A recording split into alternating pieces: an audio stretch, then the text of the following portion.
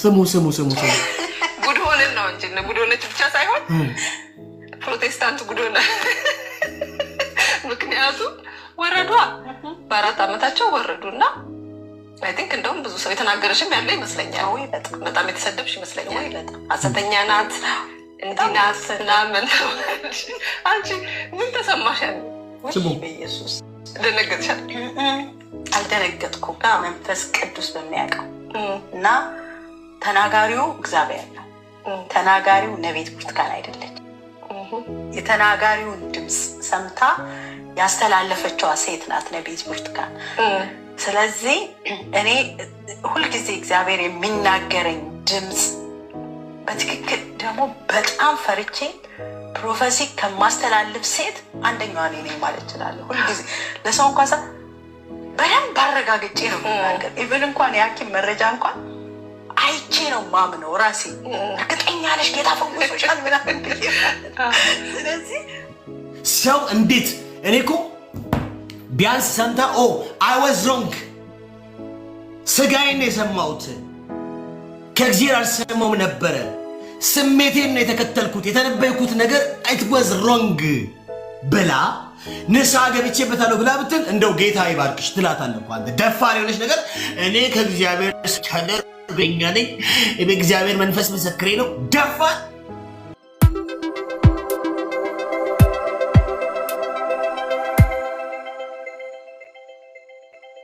ያበቃ መተኔ ፕሮቴስታንት ነኝ ካልክ ብራዘር ዳሪያስ አሁን እቺ ሴትዮ ባለፈው ራሱ ዮናስ ሙሉነህ ወይ ደግሞ ዮኒ ማኛ እሷ እኮ ፕሮቴስታንት ነች ያለ። ኖ ሺ ኢዝ ኖት ፕሮቴስታንት።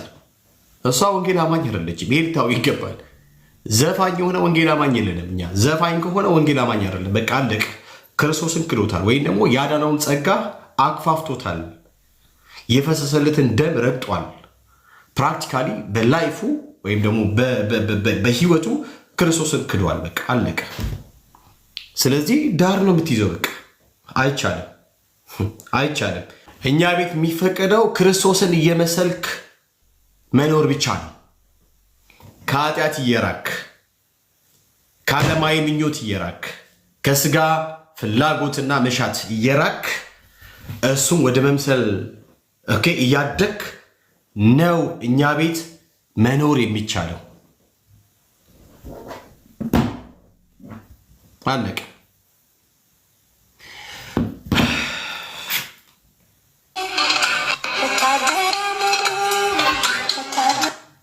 ዘፋኝ እየዘፈኑ እኔ ወንጌላዊ ነኝ። አሁንም ወቁ፣ አመፅና ድካም ሁለቱም ለየቀልባቸው።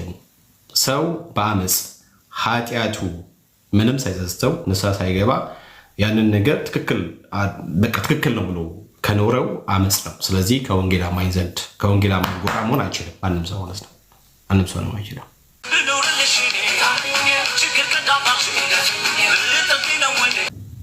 እኛ ቤት አይፈቀድም። በፕሮቴስታንት እምነት ቤት ውስጥ አይፈቀድም። የዘፈን ከኔ ፕሮቴስታንት እምነት ተከታይ ነኝ አይፈቀድም። ካካ ነው እሱ። በጣም ካካ ነው እሱ። ነውር ነው። እኛ ቤት እርኩሰት ነው። አይፈቀድም። የዘፈንክ እኔ ወንጌል አማኝ ነኝ አይፈቀድም። ዳሪያስ ማንሽ ማን አይፈቀድም። እኛ ቤት አይፈቀድም። የዘፈን እኔ የፕሮቴስታንት እምነት ተከታይ ነኝ ግን ጨጭ ማለት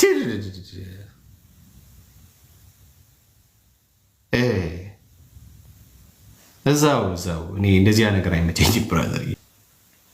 ቀደም እንዳልኳቸው ዘፈን፣ ዘፋኝነት፣ ስካር፣ ጣዖት ማምለክ እነኚህ የመሳሰሉ ገላትያ ምዕራፍ 5 የተገለጡት እነኚህ የስጋ ስራዎች የተዘረዘሩት አንተ ህይወት ላይ በቃ የተብራሩ ይኖርከው አንተ ፕሮቴስታንት እምነት ነኝ like when you say ፕሮቴስታንት እምነት when you say like እኔ ወንጌል አማኝ ነኝ ስትል እኮ የክርስቶስ ተከታይ ያልክ ነው። የክርስቶስ ተከታይ ስትሆን ደግሞ ዓለማዊነት ከቶ ሊፈቀድ የማይቻል ነው። አይቻልም። ወይ እኔ የፕሮቴስታንት እምነት ተከታይ ነኝ። ብዙ ቸርች አልሄድም።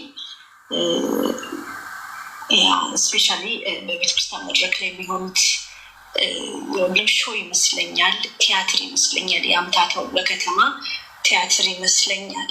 ስፔሻሊ በጣም ትራዲሽናል ያልሆኑ ሰርቪሶች ካልሆኑ እፈራለሁ ቤተክርስቲያን። ቢኮዝ የሚመጣውን አታውቅም፣ ይጮሃሉ፣ እንደዚህ አይነት ነገሮች አይመቹኝ። እኔ ፕሮቴስታንት እምነት ተከታይ ነኝ። ትራዲሽናል ዱ ዩ ኖ አባውት ትራዲሽናል ላይክ ትራዲሽናል ስትይ ምን እያልሽ ነው? ስለነማን እያወራሽ ነው? ስለነማን እያወራሽ ነው? የለንም እኛ አይደል? የለንም እኛ። ዱርዬ ከሆንክ አንተ ሌላ እምነት ተከታይ ነህ እንጂ ፕሮቴስታንት ልትሆን አትችልም፣ ልትሆኝ አትችልም። ነውር ነው። ነውር ነው። እኛ ቤት ዘፈን ነውር ነው። ዘፈን እኛ ቤት ነውር ነው እንዴ! ሰካራምነት፣ መጠጥ መጠጣት እኛ ቤት ነውር ነው፣ እርኩሰት ነው፣ አይቻልም። አሁንም አድምጡኝ። የሰው ልጅ በክርስቶስ ኢየሱስ አምኖ ከዳነ በኋላ በኃጢአት አይደክመም እያልኳቸው አይደለም። ስጋው ሊደክም አይችልም እያልኳቸው አይደለም። ሊደክም ይችላል። የደከመው ሰውዬ ግን በንስሐ ይመለሳል እያልኳቸው ነው። በንስሐ ይመለሳል። ያንን ህይወት ደግሞ አይኖረውም። በቃ ይመለሳል እንዴ! ስለ ኃጢአት የሚወቅስ የእግዚአብሔር መንፈስ በሱ ስላለ ስለ ኃጢአት ከወቀሰ በኋላ ደም ምንድን ነው የሚሆነው? አይ ዋዝ ሮንግ ብለው መጥቶ በእግዚአብሔር ፊት በንስሐ ይወድቃል። በክርስቶስ ደም ከኃጢአቱ ይነጻል። ደን ህይወቱን አስተካክሎ አካሄዱን አስተካክለው ክርስቶስን ወደ መምሰል ሊያደርስ የሚችለውን ጤናማውን ህይወት ይከተላል።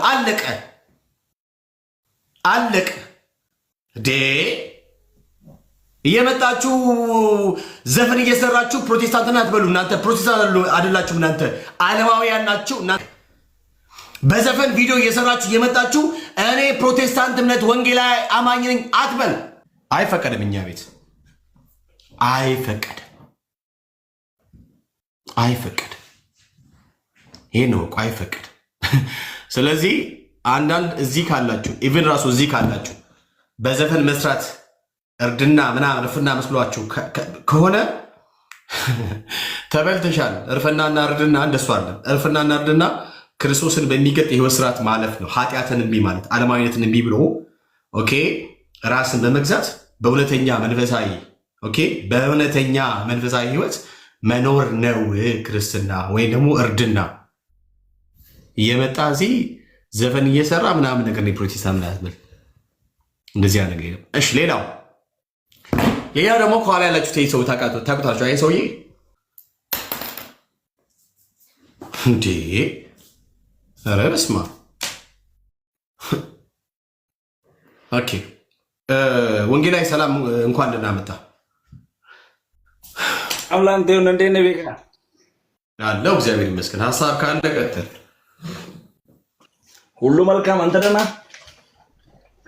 አለው? ጌታ ይመስገን። እንዴት ነህ? ኑሮ ሁሉ መልካም? ቆይ አንዴ ሪሞት ላንሳን ልቀንስ።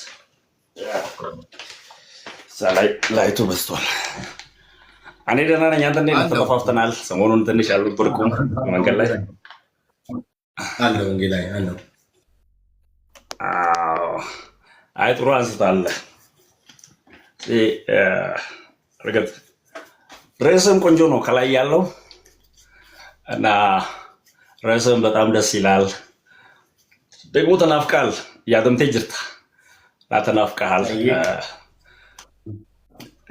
አሁን ካነሳው ከዚህ ሰው አንጻር አንድ ሁለት ነገር ማለት ያለብን ይመስለኛል። አንዳንዴ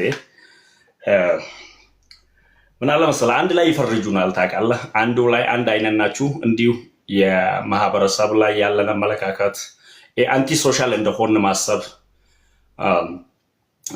ይሄ አንቲ ገቨርንመንት አንቲ ሶሻል እንደሆን እንዲያስቡ የሚያደርጉ ነገሮች መሀል አንዱ ስለሆነ እንደ ቤተክርስቲያን ራሱ አቋምን አንዳንዴ ማሳወቅ ጥሩ ከሚሆንባቸው ጉዳዮች መካከል አንዱ እንደዚህ አይነት ነው። ምክንያቱም እኛ የምንደርሰው ማህበር ነው ኢትዮጵያ ውስጥ ያለው። አጋንንት እስከሆነ አጋንንትና ጦንቃይ የሌለበት የኢትዮጵያ አንድም ክፍል የለም። ወንጌል ረጅም ዘመን ኖረ የምትሉት ላይም ብዙ አጋንንታዊ አሰራሮች አሉ። ወንጌል የሌለበትም ላይ አሉ። ባህላዊያን ዘንድ አለ። ሃይማኖተኞች ደግሞ እንዳውም የነሱ ህጋዊ ነው አይደለም፣ ፍቃድም አላቸው እነሱ። የሃይማኖተኞች ሃይማኖትን ከለላ ያደረገ አንዳንዱ የባህላዊ ሕክምና ማዕከል በሚል የባህላዊ ሕክምና ቤት ይከፍታል። ቤቱ ውስጥ ለውስጥ ምንድን ነው የሚሰራው? ወላ ጦንቆላ፣ ወላ መስተፋቅር፣ ወላ ይሄ የሰላቢ የተለያዩ አይነት ነገሮች አሰራሮች ናቸው የሚሰሩት። ግን ፍቃዱ የሚሰጠው አሁን ህጋዊም ነው ታውቃለህ። ጦንቆላ በእኛ ሀገር ግን ቀጥታ ለጦንቆላ አይደለም ፍቃድ የሚሰጠው። ፈቃድ የሚሰጠው ለባህላዊ ሕክምና በሚል ነው።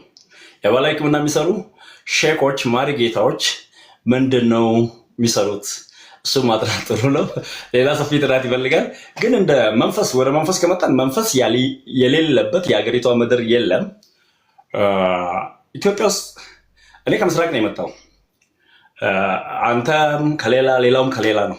በተወለድንበት አካባቢ ሁሉ መናፍስታዊ አሰራርና እነዚህ የሰይጣን አሰራር አለ። ሰው አለ ማለት ግን በየአቅጣጫው ወስደን ጎራ ሰጥተነው አንድ ቦታ ላይ የምንገድበው አይደለም ይመስለኛል። ከሐሰተኛ ነብይነቱ አንጻር መጽሐፍ ቅዱስንም አያውቅም ይህ ልጅ። እሱም ብቻ ሳይሆን ሁሉም ማለት በምትችል ደረጃ ሐሰተኛ ነቢያት የእግዚአብሔር ቃልን አለማወቅ ነው። አንዱ ሰው ከበሽታ ነፃ ይሆናል፣ ሰው ከድካም ነፃ ይሆናል፣ ሰው ከልዩ ልዩ ነገር ነፃ ይሆናል። እነሱ ከእግዚአብሔር ቃል ነፃ ናቸው። ከእግዚአብሔር ቃል ነፃ የሆነ ሰው ደግሞ ብዙም አትፈርድበትም። አንዱ የሐሰተኛ ነቢይ ባህሪ የእግዚአብሔርን ቃል አያውቅም ወይም የእግዚአብሔርን ቃል ያጣምማል፣ ለልዩ ዓላማ ይጠቀማል። ይሄ ሰው የእግዚአብሔርን ቃል አለማወቁን የምታውቀው አጋንንት ምንድን ናቸው? አብዛኛው ነቢያት አሁን ቴሌቪዥን ላይ የምናያቸው እኮ አንተ ማነህ ምናምን ብሎ ከሰይጣን ከራሱ መረጃ እየተቀበሉ ሰይጣንን ራሱ እንዲህ ይላል አታዩ ምናምን። አንዱ ሰሞኑን ነቀምት ላይ በቪዲዮ እሱ የለቀቀውን አይቻለሁ። ማሎጀታሲ ምናምን ስል አንተ ነው የቺን ሀገር ወጥረ ያስካት በአንተ ምክንያት ተጨነቅን ምናምን ይለዋል ሰይጣን ለነቢዩ።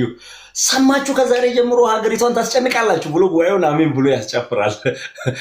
እና ከሱ እንዴት ከሰይጣን መረጃ ይወስዳል? ኢየሱስ እንደነገረን እኮ ጌታ ኢየሱስ ክርስቶስ እሱ የሐሰት አባት ነው፣ ከመጀመሪያ መሰረት ያለው የሐሰት አባት ነው ያለን። ከሱ እውነት የማይወጣውን ኃይል እሱን እንደ ምስክር እንደ ማስረጃ ተጠቅመህ ሌሎችን ስትኮንን ነውር ነው። እና ይሄ እግዚአብሔርን ቃል አለማወቃቸውን ያሳያል። ያሳዝኑኛልም ደግሞ እኔ በበኩሌ ሶሪ። ግን ሆኖም መናፍስታዊ አሰራር ኢትዮጵያ ውስጥ የዚህ ቦታ የለም የምትሉት ቦታ ካለ አሳዩኝ እስቲ እንየው። ሁሉም ጋር ነው ያለው። እኛ ወንጌል የምንሰብከው እኮ ከዚህ ህዝቡ ነፃ እንዲወጣ ነው። ምድሪቷ በዚህ የተያዘች ስለሆነች ፖለቲካው በዚህ ተይዟል፣ የምድሪቷ ኢኮኖሚው በዚህ ተይዟል፣ ህዝቡ በዚህ ተይዟል። ይሄ ማህበራዊ ህይወቱ ማለት ነው። አምልኮቶች ሁሉ ሃይማኖቶች ሁሉ በዚህ ተጠቅተዋል። ምንድን ነው መፍትሄው? ወንጌል እየሰበክንላቸው ያለን እኮ ለዚህ ነው። ከዚህ ተላቀቁ አይደለም። ረጅም ዘመን ወንጌል በእጃችን ቆየ እያሉ ምን ያደርጋሉ? ጥንቆላ ውስጥ ናቸው። እንደነዚህ አይነት ነቢያት ጋር ስንመጣ 3 ነገሮች በአንድ ላይ ማወቅ አስፈላጊ ይመስለኛል። አንደኛ የእግዚአብሔር ቃል እጥረት። ሰዎች የእግዚአብሔር ቃል ቢኖራቸው መንፈስ ማን ነው? ምንድን ነው የሚሰራው? አሰራሩስ ምንድን ነው? የማጋጨቱ የማጋደሉ ስራንም ሊሰራ ስለሚችል እሱንም ማወቅ። ሁለተኛ ደግሞ በመንፈስ የሚያዙ ሰዎች ነፃ ሲወጡ እንዴት ትሪት መደረግ እንዳለባቸው፣ እንዴት መያዝ እንዳለባቸው፣ እንዴት መቆጣጠር እንዳለባቸው የሚያውቁ አይመስለኝም። ሶስተኛ ይሄ የአስተዳደግ ብልሽት ነው። እነዚህ ከሐሰተኛ ነቢያት አንጻር ማየው ወላ መንፈሳዊም ወላ በስጋም ከተወለዱበት ቤተሰብ እነዚህ ሰዎች ጤናማ አስተዳደግ አላደጉም። የተከበረና የጤናማ ሰው ቤተሰብ ልጅ ለሚዲያ ለሚናገር ነገር፣ ለቤተሰብ ለሚናገር፣ ቸርች ውስጥ ለሚናገር ነገር ይጠነቀቃል። አፋን ኬኛ ማጃን ጆሌ ወረ ጉዳ የትልቅ ቤተሰብ ልጅ ምን ማለት ነው? ሰዎቹ አብዛኛው ጊዜ የትልቅ ቤተሰብ ልጅ የሚባሉት የንግግራቸው ቁጥብነትና የሚናገሩት የሚያወሩት ነገር ምንድን ነው? ያ ነው ትልቅ ቤተሰብና ትንሽ ቤተሰብ የሚያስብለው እንጂ ቤተሰቡ ትልቅ መሆኑ አይደለም። የትልቅ ቤተሰብ ልጅ የአስተዳደግ ጉዳይ ስለሆነ እነዚህ ሰዎች አንተ ቅድም መንፈሳዊ ዱርዬ ናቸው አልክ። እኔ ደግሞ አንድ ቃል አለኝ ሌላ ጊዜ የምጠቀመው መንፈሳዊ ጎዳና ተዳዳሪ ይባላሉ። እዚህ ድሮ ፒያሳ አካባቢ ምናምን ብዙ ቦታ ዘጠኝ የጎዳና ልጆች አሉ፣ መንገድ ላይ ስቴዲየም አካባቢ።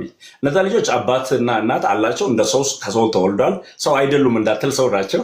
ሙሉ አካል አላቸው፣ ግን ማንም የማይቆጣጠራቸው፣ መውጫ መግቢያቸው ማንም የማያውቅ፣ ማንም እዚህ ግባ እዛ ውጣ የማይለው፣ መውጫ መግቢያ የሌለው፣ ካገኘ ቀምቶ የሚበላ፣ ከሰውም የሚቀማ፣ ካልቀማ ለምኖ የሚበላ፣ መለመን ካቃተው ለምኖ ሌላ የሚያመጣለትና ረሃብን ብርድን ለመታገስ ብሎ ለሌላ ነገር እንኳን የማይመከርን ነገር የሚስቡ እነዚህ ምንድነው ማስሽ ነገሮች የሚስቡ ልጆች ህይወታቸውን በሙሉ ስታይ እዚሁ ጎዳና ላይ የሆነ በሰው ስርዓት ማደግ የተሳናቸው ግን ከሰው የተወለዱ ናቸው። እነዚህ ሰዎችም ሰው ናቸው፣ እነዚህ ሐሰተኛ ነቢያት ግን መንፈሳዊ ጎዳና ተዳዳሪ ናቸው። እነዚህ ከነዛ ጋር ተመሳሳይነት ያላቸው ለምን አባትና እናት የሚቆጣጠሯቸው በስነ ምግባር ያሳደጓቸው የላቸውም። ቸርች ውስጥ ሰብሚት የሚያደርጉለት አካል የላቸውም። በሚኖሩት ኑሮ ደግሞ በስርዓት ለመኖር ዝግጁ አይደሉም። ቤት ገብቶ እንደ ቤት ልጅ በስርዓት እየኖሩ አይደሉም። ይህም በዚህ ላጠቃልልና ከሰላሌ አንጻር ያነሳው ነገር ዛሬ ሆነን ለመናገር መላ ኦሮሞ ተናዷል። የምናደድበት ምክንያት በመላ ኦሮሚያ ተበትኖ ካለ የኦሮሞ ጎሳዎች መሃል አንዱ ሰላሌ ነው። እንደታውቁ የምፈልገው ለምሳሌ እኔ ሐረር ልጅ ነኝ። ሰላሌዎች በብዛት ሐረር አለው ሐረርጌ ውስጥ ይሄ በተለይ ምዕራብ ሐረርጌ ስትመጡ በዴሳ ገለምሶ ምናምን የሚባሉ ቦታ እነ በዴሳን የሚያካክሉ ከተሞችን የመሰረቷቸው ሰላሌዎች ናቸው። እነዚህ ሰላሌዎች ይህን ከተማ መመስረት ብቻ አይደለም፣ በጣም የታወቁ የእጅ ባለሙያዎች ናቸው። የእጅ ሙያ ሰሪዎች ናቸው። ይሄ ጥልፍ፣ ጋቢዎች ምናምን የሚሰሩ በጣም በብዙ የትግል ሰዎች ናቸው። የተለያዩ ብረታ ብረት ይሰራሉ። የማይሰሩት አይነት የሙያ ስራ የሌለ የስራ ሰዎች ናቸው። ምድራቸው ላይ መንፈስ አለ ወይ? ይሄ ማንም አይጠራጠርም። ምክንያቱም ሰው ባለበት ሁሉ መንፈስ አለ። ምስራቅም እንዳለ ደቡብም ሰሜንም በየቦታው እንዳለ መንፈስ እዛም አለ። ግን የእሱ ንግግር በሁለት መንገድ ለመረዳት እፈልጋለሁ እና ሰው ሁሉ ቢያውቅ፣ አንደኛው እሱ ያለበትን የተናገረበትን ሞቲቭ ባናውቁ እንኳን ቃሉ ግን ትክክል ባለመሆኑ ትክክል ያልሆነ ቃል ብለን እነዚህ ጋር ቃሉ ትክክል ስላልሆነ ማለት ነው። ግን ይሄንንም ተጠቅሞ ደግሞ ቤተክርስቲያን ላይ ለመዝመት የሚፈልጉ ወገኖችም ማነው ቡድኖችም እንዳሉ ማወቅ አለብን። እነዛም ቡድኖችም ሀይ ሊባሉ ይገባል። ይሄ ሰው ይሄንን አለና ሙሉ በሙሉ ቤተክርስቲያን ላይ ዘምታለሁ። አሁን በአብዛኛው ዛሬና ትላንት እያየን ያለ ነው። በተለይ በኦሮሞ ማህበረሰብ አካባቢ እኛ ባለንበት በአብዛኞቹ ዘንድ ከዚህ በፊት በልባቸው ያለ የወንጌላውያንን ጥላቻ ለመግለጥ እድል ያገኙበት አይነት ነገር ነው። እሱን ደግሞ እኛ ከሚቃወሙ መሃል ነኝ። ግን እንደዚህ አይነት አስተዳደጉ የተበላሸ ጤናማ ያልሆነን ሰው ህግ እንዲዳኘው ደግሞም አሁን የሰላሌ የሰሜን ሸዋ በአዲስ አበባ ውስጥ ማነው በኦሮሚያ ውስጥ ሰሜን ሸዋ ዞን የሚባለው ሰላሌ ፍርድ ቤት ክስ ከፍቷል። ከኦሮሚያ ፖሊስ ጋር ተነካክቷል። ከፌዴራል ፖሊስ ጋር ተነካክቷል። ነገርየው የትም ማምለጫ ላይኖረው እንደሚችል እኛ እርግጠኛ ነን። ምክንያቱም ከዚህ በፊት ብዙ ስድቦች ስለምናውቅ በዚህ አይነት መልክ በብዙ ታስታውሱ እንደሆነ አንድ ማፊያ ሱራፌል የሚባል ቶሎሳ አይሆንም ማነው ደምሳሽ ነው ያለበት ጊዜ ሰው እንደዚህ አይነት ቀልዶች በየቦታው ይሰማሉ። እነዚህ ነገሮች ቢያንስ ወንጌላችን ምን አይነት ወንጌል እንደሆነ ጴጥሮስም ሲናገር ዳሩ ግን በእናንተ ስላለው ተስፋ ለሚጠይቋችሁ ሁሉ መልስ ለመስጠት ዘውትር የተዘጋጃችሁ ሁኑና ምን አለ። ግን ምን በየዋህነት በትህትና ይሁን ነው። ንግግራችን በጨው እንደተቀመመ መሆን እንዳለበት ጳውሎስ ተደጋጋሚ መልእክቶች አግኝተናል። ስለዚህ የምንናገረው ነገር ጥንቃቄ ያስፈልጓል ወይ? አዎ ጥንቃቄ ያስፈልጓል። ለምንናገረው ቃል ተጠያቂነት መስፈር አለበት ወይ? በአገር ደረጃ አዎ መስፈር አለበት። ግን ምን እናርግ? ሁለቱንም ባላንስ እናርግ። እኛ ውስጥም ወንበዴ ተሸሽጎ ወንጀል ሰርቶ ሌሎችን እንዳያጋድለን የወንጌል እንቅፋት እንዳይሆንብን እሱም መቃወም ጥሩ ነው። ግን ደግሞ ይህችን አጋጣሚ ፈልጎ ከናካቴው ወንጌላዊ ላይ ዘምታለሁ የሚል አካልም እኛም አንታገስም። የምንታገሰው ያህል መጠን ስላለን እንዲህ አይነቱ ማፊያ በሀገሪቷ ሕግ ሊዳኝ ይገባል። የሀገሪቷ ሕግ ሊቆጣጠረው ይገባል። በዛ ሁላችንም መስማማት አለብን። ግን እንደዛውም ደግሞ ይችኛዋ ስህተት ስትፈጠር ወንጌላውያንን ከምድር እናጠፋለን የሚል ዘመቻ እሱም አንቀበልም። እኛ በዚህ ሀገር ውስጥ ወንጀልን የሚሰራ አካልን ለመቃወም ሃይማኖትና ብሔሩን መምረጥ የለብንም። መልካም እየሰራ ለማበረታታት ደግሞ ሃይማኖቱና ብሔሩ ምን አስገደለኝ? መልካም ከሰራ መልካም ለህዝቡ የሚሰራውን ሰው እኔም ደግፋለሁ። ከምንም ብሔር ይሁን ከምንም ሃይማኖት ምን አልገባኝ። ግን ክፋትን የሚሰራ ከየትም ብሔር ከሆነ እሱ መቃወም ነው። ከኔም ይሁን ከኔም ሃይማኖት ቤት ይሁን ከሁሉም ይሁን እሱ መቃወም ጥሩ ነው። ሰው ቤት አይነኖልል ነው።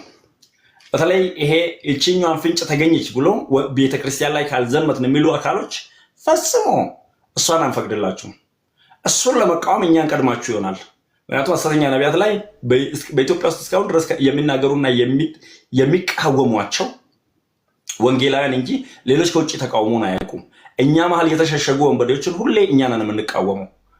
አሁንም እንደዚህ አይነቱንም በህግ አግባብ እንዲሄድና ነገሩም መቃወሙ ከኛ ዘንድ የሚጠበቅ ግን ይችኛዋ ተገኝታለች ብሎ ኦሮሞን ሰላሌን እንደዚህ አለ ብለው ኦሮሚያ ውስጥ በወንጌላውያን ላይ እነሳለሁ ካልክ አልቀበልህም። እሱንም ሁለቱንም ባላንስ እናድርግ ነው ቤካ። እሺ እቺ ሁለቱ ባላንስ አስጠብቅ። አንተ ምታቸው ደብድብ።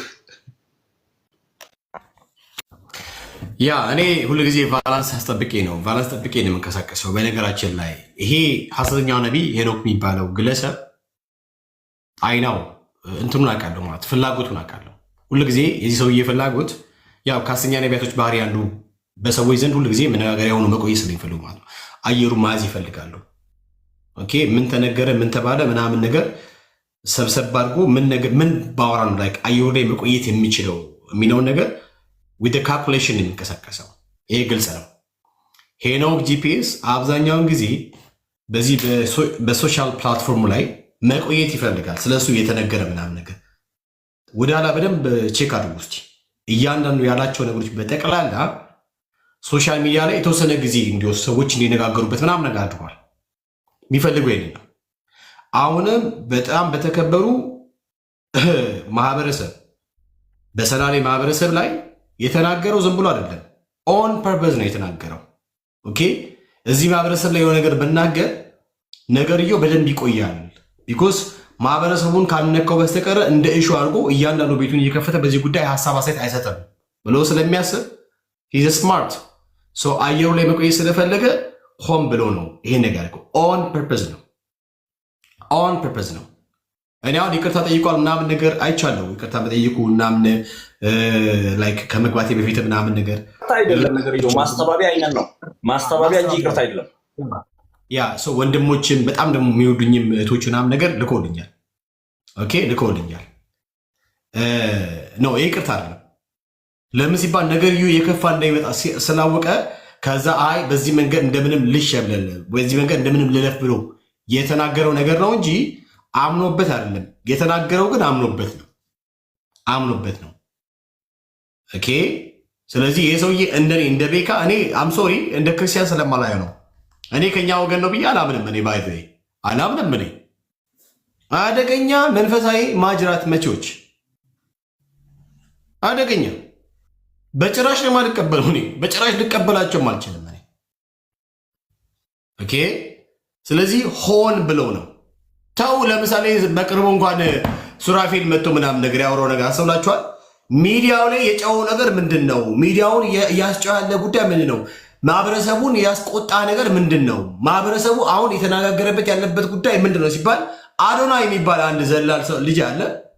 ኦኬ ራይት አዶና የሚባል ዘላል ልጅ አለ። በሱ ጉዳይ ማህበረሰቡ የተናገረ ነው። ከዚያስ እኔ እዚች ነገር ላይ ሀሳብ አሳይ ብሰጥ ኦኬ አየሩን እቆጣጠራለሁ። አየሩን የተወሰነ ሰዓት ሱራፌል የሚል ስም እየተጠራ ምናምን ነገር ይቆይልኛል ምናምን ብሎ ነው።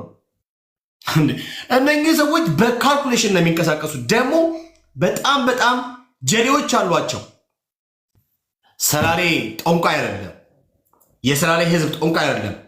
የሰላሌ ህዝብ በላቡ ኦኬ በላቡ የሚኖር የሚሰራ ስራ ወዳድ ሰው አክባሪ ማህበረሰብ ነው።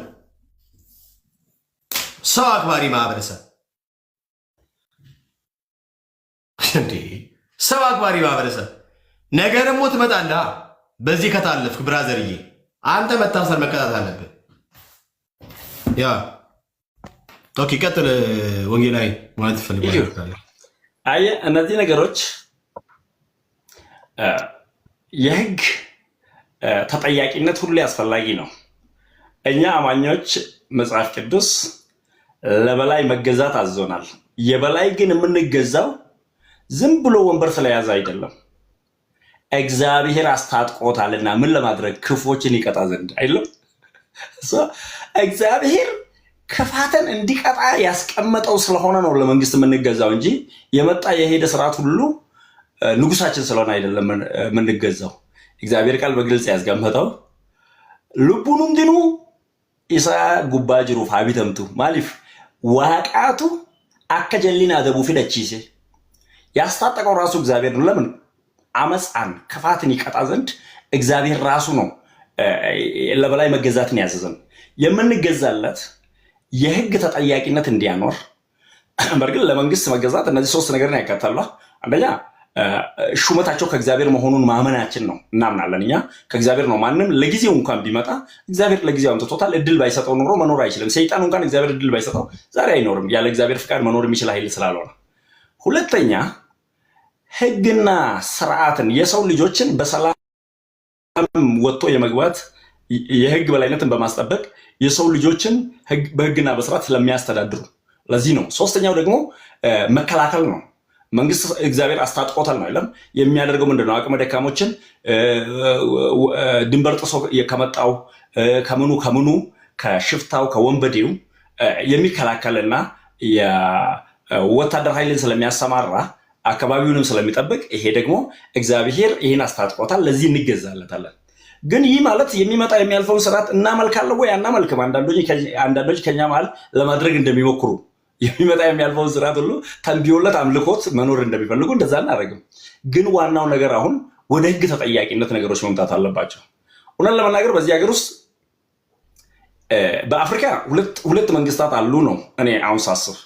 አንደኛው ይሄ አስተዳደራዊ መዋቅርን ይዞ በዙፋን የተቀመጡ ሲሆን፣ ሁለተኛ ሐሰተኛ አገልጋዮችና ነቢያት ናቸው። በተለይ በኢትዮጵያ ሐሰተኛ ነቢያት ተጠያቂነት የለባቸውም፣ የህግ ተጠያቂነት የለባቸውም። ምንም ቢያደርጉ ለምሳሌ ብዙ ጊዜ ሰው ተፈወሰ ብሎ በሚዲያ ሲያስተላልፉ እናያለን። ቴንኪዩ እግዚአብሔር ይመስገን ከተፈወሱ እንላለን። ግን የተፈወሱትን እንዳቀረቡ ተፈውሷል ብለው የገደሉትንስ ለሚሰሩት ወንጀል የህግ ከለላ የሚሰጣቸው? ነገራችን ላይ እያንዳንዱ ነቢያት ቤት አንዳንድ ካድሬ ካቢኔዎች አሉ። እነሱ የሚተነብዩላቸው እነሱ በስልጣን ላይ ያውቃሉ። በነገራችን ላይ መንግስት ከበላይ ያውቃል። ከባለሀብት ጀርባ አንዳንድ ባለስልጣን አለ አይልም? ሰሞኑን ጠቅላይ ሚኒስትር አብይ ግን ከነቢያት ጀርባን ባለስልጣናት አሉ። በየቤቱ በየጓዳው አላቸው። እነሱ ናቸው ፈልፈላ ሳኔ ከደለገኒፍ የሚጠነቁሉላቸው፣ የሚዋሹላቸው፣ በሐሰት ከለላ የሚሰጧቸው፣ የሚጋርዷቸው ሰው። ስለዚህ የህግ ተጠያቂነት ለእኛ ነው የተሻለ የሚጠቅመው ለወንጌላውያን ከሌሎቹ ይልቅ። ነገራችን ላይ ሌሎችን ወደ ውጭ እየሰደቡ በጋርድ መሄድ ችለዋል። እኛን ግን እያሰደቡን አራብቶናል፣ አሳፍረውናል በምድሪቷ ላይ። ግን ታዲያ ምን መደረግ አለበት? ያ የህግ ተጠያቂነት መምጣት አለበት። ከሄኖክ አንጻር ካየን ሄኖክ በየጊዜው ከሚያመጣው አጀንዳ መሀል ሁሌ እንዳያችሁ ከዚህ በፊት ወንጌል መስበክ አያስፈልግም ብሏል። ይህ ሰው እንዴት ነው የቤት ኪራይ ችግር ላለበት ሰው በሰማይ ቤት አለህ ምለው? ያን ቪዲዮ ያለው ካለ አሳየን እና የሚያስፈልግህ እዚሁ ጋር ገንዘብ ነው። ይሄ ሆዳቸው አምላካቸው ነው፣ ሀሳባቸው ምድራዊ ነው፣ ሆዳቸው አምላካቸው ነው። ሆዳቸውን የሚያመልኩ የዚህ ዓለም ባህሪ ያለባቸው አይነት ሰዎች ማለት ነው። ይህ ሰው አጀንዳ ያመጣል። አምጥቶ እኮ የሱዳንን ዘፈን አዘፍኖ ዝማሬ ብሎ አለቀቀልንም። ይሄ አንድ መርቅኖ የሚወጣ የሚመስል ልጅ አለ እኮ። እኔ ድሮ ያረ ልጅ ስለሆን እኛ መርቅነን ጫት ቅመን ስንወጣ ከቤት የሚያደርገን አይነት ባህሪ የሚያደርገው ልጅ አለ። ያ ልጅ መድረክ ሲይዝ ምንድን ነው ያለው? የሚገርምህ ቀጥታ የሱዳንን ዘፈን ነው እኮ መድረክ ላይ በልሳን የዘመረ አስመስሎ ያቀረበው። እነዛ ነገሮች በሁሉም ሲነቃባቸው አሁንም ሲሄዱ ሀዲዱ ቴንክ ከስር ሰው እኮ ሀይረስ አለ እንዲህ አይነት ነገር ሀዲዱ ሱዳን በአንድም በሌላው ሰው። እነዚህ የሱዳን ዘፈንን ማንም የሚያውቀው ዘፈን ነው። ይለፍሱ ከዛ አለፈ መጥቶ የሚያስፈልጋቸው እዚህ ዓለም ላይ ነው። መበልጸግ የሚያስፈልገው ለእናንተ ነው። በሰማይ ቤት አለ ብዬ ከነገርኩ ምን ይጠቅመሃል? አሁን ይሄ አስባል ኢየሱስ እንኳን ስፍራን አዘጋጅላችሁ ዘንድ እሄዳለሁ ያለ እኮ ነው። ሰማይ ባዘጋጀው ጊዜ መጥቼ ወስዳችኋለሁ። ኢየሱስን የሚቃወም የኢየሱስ ተቃዋሚ መንፈስ ነው ማለት ነው። ሐዋርያት እኮ ብንሄድ በጌታ ዘንድ ብንሆን ይሻለናል ያሉት ነው። ልባችሁ ባለበት መዝገባችሁ በዛ ነው ያለን ጌታ እየተከተልን እኛ ደግሞ አይ እዚሁ አመቻችልሃለሁ። አሁን እኔ ቸርች አንዳንዴ ስናገር እንደዚህ ይላል። ሁለት አይነት ጆቫ አለ። አሁን እኛ ሰፈር እኔ የምኖርበት ሰፈር አንዱ ቦርሳ ይዞ ሰፈር ውስጥ የሚሄድ ነው። እሱ ይሄ ዓለም ተስተካክሎ ነገ እዚሁ ወርሰን እንኖራለን ነው። ሁለተኛው ደግሞ እኛ ጋር ያለ ነው። እዚህ ትወርሳለህ አይልም። እዚሁ ይመቻል እዚሁ ትቀራለህ እንጂ ትሄዳለህ እንኳን አይልም። ህዝቡን የመንፈሳዊ ዝግጅት የሌለው የደቀ መዝሙርነት ህይወት የሌለው አድርገው ህዝቡን ገለውታል። አሁን ይሄ ውጪ ካሉት ይልቅ እኛን ነው እየጎዱ ነው ያሉት። ደፍረን እኮ ወንጌል መመስከር አቅቶናል። በእነሱ ምክንያት እኮ ነው አዲስ ወንጌል ሊወጣ ያለው። ወንጌል ላይ መንገድ ላይ መመስከር እንከለክላለን የሚሉት ያ ህግ ከወጣ መጀመሪያ ይገሉኛል እንጂ ተቃዋሚ አንዱ እኔ ነኝ በዚህ ሀገር። እንደዛ አይነት ህግ አልቀበልም። ወንጌል መንገድ ላይ መመስከር ስርዓት ሊበጅለት ይገባል ወይ? አዎ። ግን እሱን እንዘጋለው የሚል ህግ ከመጣ መጀመሪያ ላይ እኔ ነኝ ከመንግስት ጋር ፊት ለፊት የምቆመው። ይሄ የታዘዝ ነው። መንገዱ የኛ እኮ ነው። መንገዱ መሰክርበት ዘንድ የተሰራ ነው። ግን በእነዚህ ምክንያት ወንጌል መመስከር ስንከለከል፣ በእነዚህ ምክንያት የምንኖርበት ግቢ ስናበር፣ እኔ አሁን ተከራይቼ የምኖር ቤት ልንገራችሁ። ተከራይቼ የምኖርበት ቤት አሮጊቷ ነርቭ ታማሚ ነበረች። ከዛ አንድ ቀን እባክህ ልጅ አንተ አገልጋይ የለም እንደ ጸልይልኝ አለችኝ። እህቷ አማኝ ነች። ከዛ እሺ መጥቼ ጸልይልዎታለሁ ብዬ እኔ ወደ ስራ እየወጣሁ ነበርና እንደወጣሁ ማታ ስመጣ ገብቼ ሊጸልይላት ስገባ ልጆቿ ተሰልፈው ተቀምጧል። ግን ምን ብትለኝ ጥሩ ነው። በጣም አፈርኩ። ዘይት የለም ቸርች ሄደህ አታውቅም፣ ጌታን አታውቅም። የኛ መለያ ድሮ ኢየሱስ መጽሐፍ ቅዱስ ማለት ሆኖ ህዝቡ ሲያውቀን፣ አሁን ደግሞ መጥቶ ህዝቡ በኮቶትና እነሱ ደጋሚዎችም ምንም ያደረጉበትን የተለያየ መንፈሳዊ ስያሜ ሰጥቶት እንደሚሸከሙት ኮቶት ዕቃ እምነት ብሎ እንደሚሸከሙ እኛም በዛ ደረጃ ያስቀምጦናል እኮ። እኛ እኮ ከነሱ እንዳንዱ አድርጎናል። በፊት ልዩነታችን እኔ ያረልኝ ነኝ ሃይስኩል ማነው ኤሌመንተሪ ተማሪ ሆነን ልጆች በምጥል በሽታ ሲወድቁ አስተማሪዎች እኮ የወለጋ ልጆች ተፈልጎ ሰፈር ውስጥ እኮ ባክ አድርጎ የደከመው ጴንጤ መጥቶ አጋንንት ያወጣ። ወዴት እየሄድን ነው? በእሱ በክብሪት ነው የሚነሳው እሱ ነገር ታውቃለህ። ክብሪት፣ የጫማ ሶል ማሽተት፣ ይሄ የምጥል በሽታ በተለይ በእስልምና በብዛት ስለሚኖር እስልምና ከዚህ ጋር የተያያዘ ራሱን የቻለ መንገድ ስላለው በእርግጥ ትምህርቱም ጥልቅ ስለሆነ ነው ከዛ ጋር የሚያያዝ የእስልምና ነገር ብዙም ማንሳት ብችልም አሁን ጊዜው ስላልሆነ ሌላ ጊዜ እናነሳለን። በሌላ በየሰፈሩ ልጆች ሲወድቁ ባክ አድርጎ የሚቅም አንድ ልጅ ነበር። እኛ ሰፈር መገርሳ ይባላል። የጉድሩ ልጅ ነው። ባክ አድርጓል። ጴንጤ ስለሌለ የኔ ትውልድ አካባቢ በዛ ጊዜ ልጁ ምንድነው ተጨነቀና እንደ ህዝቡ ተመሳስሎ መኖር ጀመረ። ጾም ሲመጣ እንዳውም ረመዳን ይጾም ነበረ ከሰዎች ጋር። እኔ ከልጅነቴ ጀምሮ እስልምናን ብቃወምና ባልጾምም ግን የሚገርምህ ያ ባክ ያደረገ ልጅ መጥቶ የደከመ ልጅ ውጣ በኢየሱስ ክርስቶስ ስም ብሎ አጋንንት ከሰው ያወጣ ነበር። ሰው በጣለ ቁጥሩ መገርሳ መፈለግ ጀመረ። ኬክ ተጠራ መሰለ መጨረሻ ላይ ከመርጫ ቤት ግን መጥቶ በኢየሱስ ክርስቶስ ስም አወጣ። መገርሳ አንድ ቀን አጋንንት በኢየሱስ ስም አውጥቶ በዛው ጫትን ምንም አቆሞ እኔ እኮ ጴንጤ ነኝ ብሎ በአደባባይ አውጥቶ ራሱን አወራ። በዛ ጊዜ ነው እኛ እንዴ ሃይማኖት እንደዚህ የሚባል አለ እንዴ ብለን የሰማን። እሱ ድሮ ለመመሳሰል ብሎ ተደበቀ። ግን የሚጥል በሽታ ሲያስጨንቅ ህዝቡን ቸርች ውስጥ ያደገ ልጅ ስለሆነ ካሪዝማን ተለማምዷል። እነዚህ የመንፈስ ቅዱስ ስጦታል። ይሄ ልጅ ምን ማድረግ አለበት? የወደቀን ሰው አይቶ መጨከን አቃተው። ሲያቅተው ምን አደረገ? መጥቶ አጋንንቱን አወጣና ሲያወጣ በኢየሱስ ክርስቶስም ብሎ ነው ያወጣው። እኛም ሰምተናል። እግዚአብሔር ተናግሮ ይዋሻል እንዴ? በነቢዩ ኤርሚያስ ጊዜ 70 ዓመት በባቢሎን ትገዛላችሁ ያለው እግዚአብሔር 70 ዓመት በባቢሎናዊ ተገዝተዋል። አለቀ። አይ ነው 70 ዓመት አይደለም 2 ዓመት ነው 3 ምናምን ያሉ እነዛ የሐሰት ተንባዮች ሐሰተኛ ነቢያቶች የነሱ ቃላቸው አልሆነም ነበረ። ግን የኤርሚያስ ተፈጽሟል። ቢኮዝ በኤርሚያስ ሆኖ የተናገረው እግዚአብሔር ነው፣ ወይ ደግሞ ተናጋሪው እግዚአብሔር ነበረ። እግዚአብሔር አለ ሆነ ነው እንጂ እግዚአብሔር አለ ገመታ አይደለም የሚባለው። ዱርዬ ስሙ ጉድ ሆነን ነው እንጂ ጉድ ሆነች ብቻ ሳይሆን ፕሮቴስታንት ጉድ ሆነ።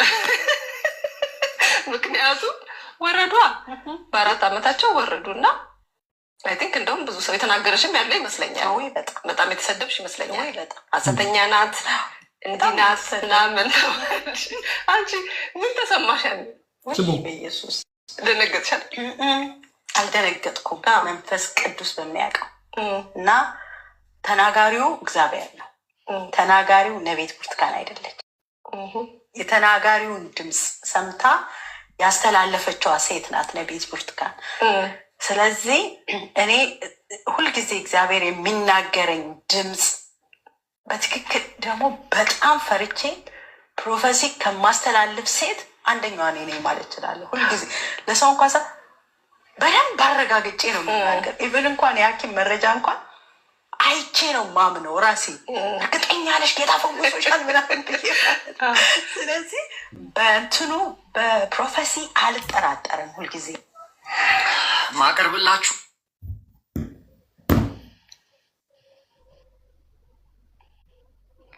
በእናት የኢየሱስ ነኝ ብራዘር። የኢየሱስ ከሆንክ አንድ ጊዜ የኢየሱስ ከሆንክ የኢየሱስን ይሰማል ብራዘር። የኢየሱስ ከሆንክ ኢየሱስን አንዴ አሁን ለሚጽፈው ለአፋን ኦሮሞ አንድ መልስ ያስፈልገዋል።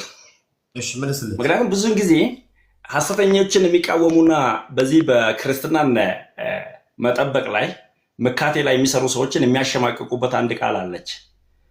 በወንድም ላይ የምትፈርደው አንተ ማነህ? አንተ ራስህ ኃጢአት የለብህም፣ አንተ ምናምን የለብህም። ይሄ በጣም ረጅም ጊዜ የቆየ ሰዎችን ሐሰትን ከመቃወም የማራቅ የሰይጣን ስልት ነው። መጽሐፍስ ምን ይላል? ጉርባ ሮብሰን ደጌፈዱ ኢሳ መጀለ ጅርቱ አቲ በነዱ ዱቢፈዱ አፋን ኦሮሞቲን ቆሮንቶስ ኢሳ ጀልቀባ በቆርናሸን ለኮፍሰ ቁደቶ ኮንገ ቁደሰዲ አቲ ዱቢፈዱ አፋን አማራ ነሞኒን ዱቢሳ ምንድን ነው የሚለው? አሁን ግን ወንድሞች ከሚባሉት አንዱ ሴሰኛ ወይም ገንዘብ የሚመኝ ወይም ጣዖትን የሚያመልክ ወይም ተሳዳቢ ወይም ሰካር ወይም ነጣቂ ቢሆን ከእርሱ ጋር እንዳትተባበሩ እጽፍላችኋለሁ። እንደዚህ ካለው ጋር መብል እንኳን አትብሉ። ቀጥሎ ያለውን ስሙ። በውጪ ባሉ ሰዎች ላይ መፍረድ ምን አግዶኝ? በውስጥ ባሉ ሰዎች ላይ እናንተ አትፈርዱምን? በውጪ ባሉት ግን እግዚአብሔር ይፈርድባቸዋል። ክፉን ከመካከላችሁ አውጡት ይላል። ወንድሜ ብዙ ጊዜ ሰዎች ሐሰትን ሲቃወሙ እንደዚህ የሚሉ ሰዎች ሁለት ባህሪ ያላቸው፣ አንደኛ የነዛ ሰዎች አምላኪያን ናቸው፣ በእጃዙር ከነዛ ጥቅም ፈላጊና የነሱ ጀሌዎች ናቸው። እኔ ጌታን የማያውቁ የነቢያት ጠባቂ ጋርድ አውቃለሁ። ጋርድ የሆኑ ሰዎች ጌታን የማያውቁ ፈጽሞ በጌታ የማያምን ሃይማኖቱ ሌላ የሆነ ሃይማኖቱን አሁን እዚህ ጋር ላለመጥራት የአንድ ነቢይ ጋርድ አውቃለሁ። እሱ ሰው ሁሌ የክርስቲያን ስም ይዞ እዚህ ጋር ምን ይላል መሰለህ? ሁሌ ይመጣና በተለይ መካቴ ላይ የሚሰሩ ሰዎችን እነሱ ላይ አትናገሩ። ሰውየው ምንድነው? ሌላ ሃይማኖት ተከታይ ነው። የክርስትና ተከታይስ ከነሱ ትራፊ የሚጠብቁ እነሱን የሚከታተሉ እነሱን የሚያመልኩ ሰዎች በዛ መልክ ይላሉ። ሁለተኞቹ በየዋህነት ዝም ብሎ ገብቶበት ክርስትና ስም ይጠፋል ብሎ የሚጨነቁ ናቸው። እነሱም በቀና መንፈስ እመልሳለሁ። ሮብሰን ከዛ አንጻር ከሆነ ብዬ ነው ያነበብኩ። ከመጀመሪያው አንጻር ከሆነ እሱም ፍርድ ስለሚገባው፣ ከዛ አንጻር ከሆነ አፋን ኦሮሞ ደጌ ፍዱ ቀጀው ወራ አለ ጅረንቲ ሙሩን ሆጂኮቲ እሺ ወራ ኬሲ ጅረንቲ ሙሩ ሂንቀብደኒ ዋቅኖ ወራ አለ ጅረንቲ ሙራ ነማሃማ ኦፍ ኬሳ ባሳ ሮብሰን የሮኒ ኦሶ ከታበ ቁልቁሉን ዱቢስኒ ዱፍቴ ኦሶ መጫብ ቁልቁሉን ዱቢስኒ ያዳስን ከነን ታይቲ ሁንዲ አመንቲ በረዱ ዱከቡ አተይ ነሞተ ከኬቴ ከና ካን ሶብዶታፍ ነመሳጥሌ ገባ ሶብዶታ ነመዳቤ ቀጥል አንተ ቤጋ ተባረክ ኤቢፈሚ ኦብሪሶ። እሺ አንድ ቦታ ላም በነገራችን ላይ ብርቱካን የምትባለው ሐሰተኛዋ ነቢ በአሜሪካ የምትገኝ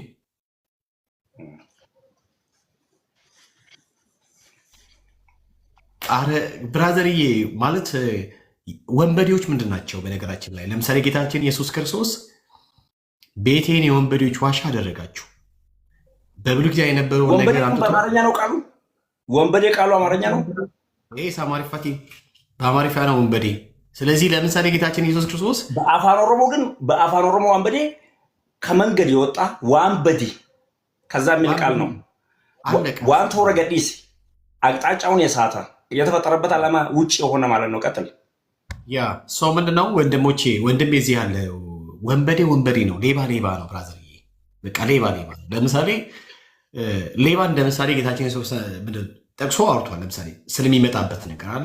እሱ ሲመጣ ልክ እንደ ሌባ እንደሆነ አይደለም ደግሞ ሌባ ሊነጥቅ ሊያርድ ነው የሚመጣው ምናምን ብሎ ሌባን በግብሩ ስሙ ጠርቶታል እኮ። ዋትስ ሮንግ ዊዝ ዩ ጋይስ? ሰዎችን በግብር ስማቸው ስንጠራቸው አይጎርብጥ።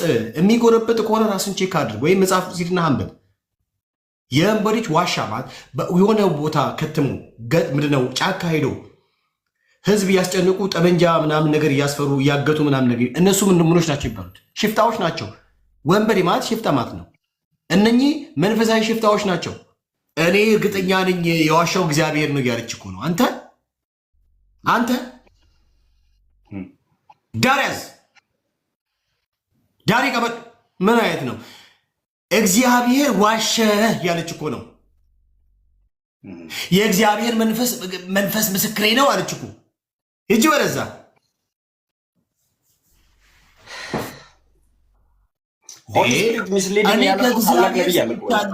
የተናገረኝ እግዚአብሔር ነው። ከእግዚአብሔር አድምጫለሁ። ከእግዚአብሔር እኔ እርግጠኛ ነበርኩኝ እና ከእግዚአብሔር ከሰማሽ ከእግዚአብሔር የሰማሽው ትክክል ከሆነ ለምንድን ነው ትራምፕ ያልቀጠለው? ለምንድን ነው? አረ እንደዚህ አረ በኢየሱስ ዳረሽ። ቆይ አንድ ነገር ነገራችሁ። ሁለተኛ ጴጥሮስ ምዕራፍ 2 ቁጥር 1 እና ቁጥር 2 እንደዚህ ያለ ነገር ግን ሐሰተኞች ነቢያት ደግሞ በሕዝቡ መካከል ነበሩ፣ እንዲሁም በመካከላችሁ ደግሞ ሐሰተኞች አስተማሪዎች ይሆናሉ። እነርሱም የዋጃቸውን ጌታ ክደው የሚያጠፋ ምንድነው የሚያፈጥንን ጥፋት በራሳቸው ላይ እየሳቡ የሚጠፋውን ኑፋቄ አሽልከው ያስገባሉ። ብዙዎች በመዳራታቸው ይከተሏቸው። አቦቼ ጋር ራስን እንዴ በእነርሱም ጠቅ የእውነት መንገድ ይሰደባል። አሁን አንተ ስማ እስቲ አንተ እግዚአብሔር ዋሸ ብላ ስትል ሌላው አሕዛብ ከኛ ወገን ውጭ ያለው ምንድን ነው የሚለው? ፕሮቴስታንት እምነት ተከታዮች እግዚአብሔሮቻቸው ዋሽቷል ብሎ በድፍረት ይናገሩ ደፋሮች ናቸው ነው የሚሉት።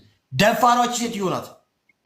ሰው እንዴት እኔ እኮ ቢያንስ ሰምታ አይ ዋዝ ሮንግ ስጋዬን የሰማሁት ከእግዚአብሔር አልሰማውም ነበረ፣ ስሜቴን ነው የተከተልኩት፣ የተነበይኩት ነገር ኢት ዋዝ ሮንግ ብላ ንስሐ ገብቼበታለሁ ብላ ብትል እንደው ጌታ ይባርክሽ ትላታለህ እኮ አንተ ደፋር የሆነች ነገር። እኔ ከእግዚአብሔር ከለርበኛ ነኝ፣ እግዚአብሔር መንፈስ ምስክሬ ነው። ደፋር የእኛ እግዚአብሔር ጻድቅ ነው፣ አይዋሽም። እሱ በቃሉ ታማኝ ነው። እግዚአብሔር አለ ሆነ ነው። እግዚአብሔር ተናገረ ሆነ ነው። ብራዘር እግዚአብሔር ተናገረ ሆነ አለቀ። እንዴ ነቢያቶች እኮ የሐሰትን ትንቢት እንደሚናገሩ ሕዝቅኤል 14ን ማንበብ ነው። ኤርምያስ 14ን ማንበብ ነው። ሕዝቅኤል 13ን ማንበብ በቂ ነው። በደንብ አድርጎ ነው። በፍርስራሽ መካከል የተደበቁ ቀበሮች ይሏቸዋል መጽሐፍ ቅዱስ ሲናገር። በነገራችን ላይ በፍርስራሽ መካከል የተደበቁ ቀበሮች ናቸው። ማን ሲባል ሐሰተኛ ነቢያቶች። እነዛ ሐሰተኛ ነቢያቶች በስማቸው በስሙ የሐሰትን ትንቢት ይናገራሉ። እግዚአብሔር አላካቸውም፣ አልተናገራቸውም። ግንስ እግዚአብሔር እንዲህ ብሎኛል ብሎ በድፍረት ይናገራሉ። ልክ እንደ ብርቱካን አይነትና እንደ ጂፒኤስ አይነት የዓለማዊ ሐሰተኛ ወረባሌ ካካ ነመከና ደርሲሱ ቀብደን አረብጀላ ኦሉ ቀባ ነምችኩን ነብዩ በእግዚአብሔር ስም በተናገረ ጊዜ የተናገረው ነገር ባይሆን ባይመጣ አቤት እኔ እኮ ክርስቲያን መሆኔ በጣም ነው የምወደው። እንኳንም ክርስቲያን ሆንኩኝ በጣም ነው የምወደው። በነገራችን ላይ ነብዩ በእግዚአብሔር ስም በተናገረ ጊዜ የተናገረው ነገር ባይሆን ባይመጣ ያ ነቢይ እግዚአብሔር ያልተናገረው ነው። ነብዩ በድፍረት ተናግሮታል። እርሱን አትፍራው። እግዚአብሔር መንፈስ ምስክሬ ነው። አንቺ ጋር የሚመጣው መንፈስ የእግዚአብሔር መንፈስ አይደለም። ዮሐንስ ምን ብሎ አልመሰላችሁ? ስሙኝ።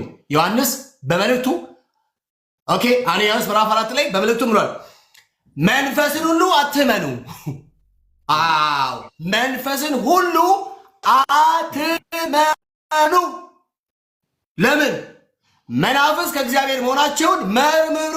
የአንቺ መንፈስ ብራእት አለምዬ እኔ እንጃ ናይጄሪያ አካባቢ ምናምን ነገር ወደ ጊኒ አካባቢ ከዛ የተቀበልሽው ከዛ የምትሰሚው ነገር ነው እየመጣ የሚረብሽሽ። አንቺ ከእግዚአብሔር አልሰማሽም። የእኔ እግዚአብሔር አይዋሽም። እናንተ እኔ ማመልከው እግዚአብሔር አይዋሽም። እኔ የማመልከው እግዚአብሔር ሰማይን ምድርን ያሌለውን እንዳለ አድርጎ ጠርቶ ያመጣ የእኔ እግዚአብሔር፣ እኔ ማመልከው እግዚአብሔር አይዋሽም። እሱ ጻድቅ ነው። እሱ ሁል ጊዜ ትክክል ነው። እሱ ሁል ጊዜ እውነት ነው። ሁል ጊዜ እግዚአብሔር ዋሽቶ አያውቅም። እግዚአብሔር ተሳስቶ አያውቅም። እግዚአብሔር አምላክ አይሳሳትም፣ አይዋሽም። እሱ ሁል ጊዜ ትክክል ነው። እኔ ማመልከው አምላክ አንቺ የአንቺ ስህተትና የአንቺን ባለመስማት ስሜትሽ ተከትለሽ በተናገርሽው ጉዳይ እግዚአብሔር ኃላፊነቱን እንዲወስድ እኔ እርግጠኛ ነኝ። ትክክል ነኝ። የእግዚአብሔር መንፈስ ምስክሬ ነው። መጽሐፍ ቅዱስ ሲናገር ሐዋርያ ጳውሎስ ሆዳም ይላቸዋል። ጴጥሮስና እኔ አንድ ቅጥቅጥ ነን። ሰምኛለች። እኔና ጴጥሮስ አንድ ቅጥቅጥ ነን። ጴጥሮስም በጣም ነው የሚፈጥነው፣ እኔም እንደዛ ነው። በቃ ሳወራ ምናምን ነገር እኔ ዮሐንስ ቅጥቅጥ አይደለኝም። ለምሳሌ ወንጌላዊ እንደ ዮሐንስ ነው የሚሆነው። የስለኛ ዝም ተረጋግቶ ነው የሚያወራው፣ ቀስ ያለ ነው። እኔ አልችልም እንደሱ። ወንጌላዊ እኔ አንድ አይደለም ነው። እኔ ጴጥሮስ ቅጥቅጥ ነኝ፣ እንደ ጴጥሮስ ነው የማወራው። በቃ ምናልባት በጣም ልቆጣ ምናምን ይችላል። እሱ ችግር ይዶን ሀብቶ ወሬ እኔ እንደዚህ ነኝ። በቃ ቶኔ እንደዚህ ነው የማወራው። ኦኬ ንግድ እንዳብራራ አትይኩኝ። ወደ ጉዳያችን እንግባ። እሺ ወደ ሐሰተኛዋ ነቢይ ብርቱካን የምትባለው ያወራችሁ መልእክት ነው። የእሷን እንደጨረስክ ማለት ነው። ስለ እውነተኛ ነቢያትና ስለ ሐሰተኛ ነቢያት ትንሽ መለያ ሰተናቸው ህዝቡን እንዲሁ እንትን እንዳናደርግ ደግሞ በዚሁ ምክንያት የጸጋ ስጦታን ሁሉ ሪጀክት አድርጎም እንዳይጨርሱ ስለ እውነተኛ ነቢያት ባህሪንም ስለ ሐሰትንም መጨረሻ ላይ እንሰጣለን። ቀጥል። ቀጥልበት። እኔ ቤካ ፔንቴኮስታል ነኝ፣ ቆፍጣና ፔንቴኮስታል ነኝ። ቤካሻ ታለሞቼ ወንድሞቼ እኔ ስለምታውቅ እኔ ቤካሻ ስሙኝ፣ እኔ ቤካዋ ምባለ ቤካ አበበ ኦብሳ ኦኬ በቃ ቀውጢ ፔንቴኮስታል ነው። የነ ሐዋርያ ጳውሎስ የነ ጴጥሮስ እነ ማርያም ያለችበት ጌታችን ኢየሱስ ክርስቶስ በደሙ በዋጃት በዚያች ቤተክርስቲያን አባል ሆንክ።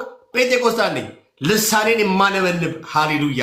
እናንተ ልሳን እኮ ስናገር በኢየሱስ ስም ማን እንደኔ ይናገራል? እኔ አንዳንድ ጊዜ በቃ ባለፈው ማን ነው ኤፋዬ ከጳውሎስ ጋር እኔ በጣም ነው የማወራው ልሳን። በነገራችን ላይ በጣም ልሳን ተናጋሪ በቃ ቀውጢ ነኝ። አም ሶሪ ሶ ሌትስ ጎ ወደ ጉዳያችን። አዎ ናቸው እንዴ አንቺ ካልሆኑ ለአንቺ ነው ያልሆኑት።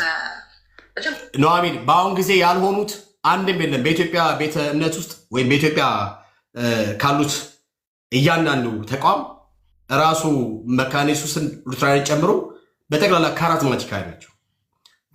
ካሪዝማቲክ በቃ አለቀ። ሁላችንም የሆነ ያዘን እንጂ ሁላችንም አንድ ነን። እሺ የታለምዬ እየሄድሽ አሁን ሐሰተኛ ነቢያት ላይ ነን እኛ። እኔ ቅድም ደጋግሜ እንዳልኳችሁ ሰው እኮ እሺ ተሳሳተ፣ ችግርን ፕሮፌሲ ተሳሳተ እንበል ይሻል፣ እንደ ኮምፕሮማይዝ እናድርግ። አይ ወዝ ሮንግ አይባልም።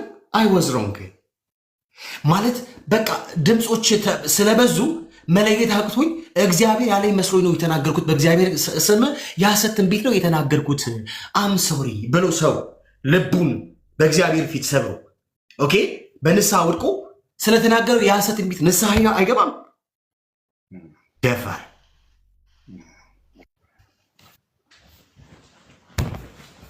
ከእሷ ጋር 3-4 ጊዜ በነገራችን ላይ 4 ጊዜ መድረክ ላይ እኔና አንቺ እንተዋወቃለን። በደንብ እንተዋወቀው። ገንዘብ ያሰከረሽ የገንዘብ ጥማት ያሳብዳት ሴት ናት በነገራችን ላይ። ጎ ቀጥል። ወንጌል ላይ ወይ አምላኬ ቴንክ ዩ። አየህ ዳር ማስያዙ ግድ ስላልሆነ ነው። እንዲህ እኛ ካላት ያዝነው ሌሎቹ አንድ ናቸው ይሉናል። በእርግጥ መጽሐፍ ቅዱስ ከውጭ ሰዎች መጥቶ ሐሰተኞችን ከእናንተ ማል ያውጡ አይልም። ሐሰተኞችን የመለየት ጸጋ ያላቸው ውጭ ያሉ ናቸው አይልም።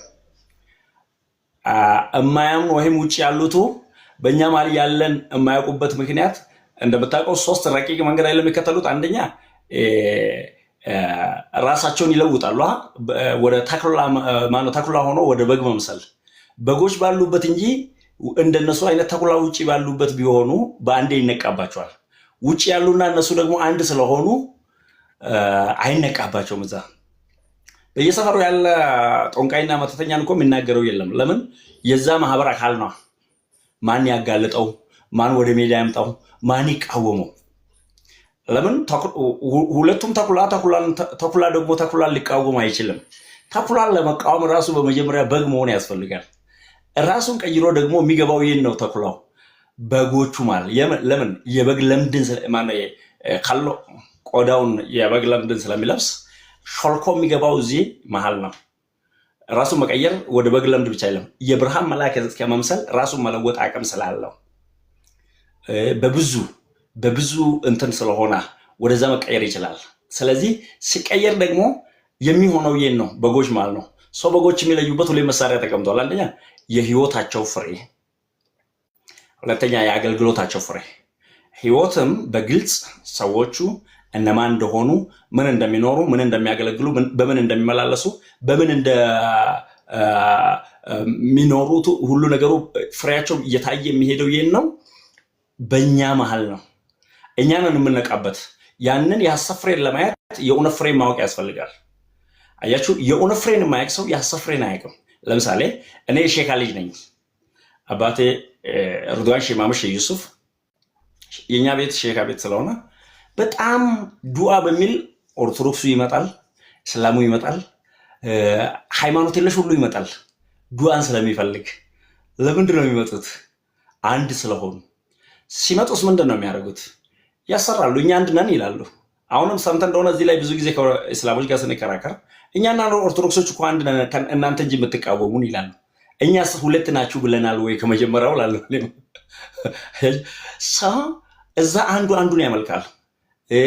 በብዙ ውስጥ ለውስጥ የተገናኘ ነገር አላቸው።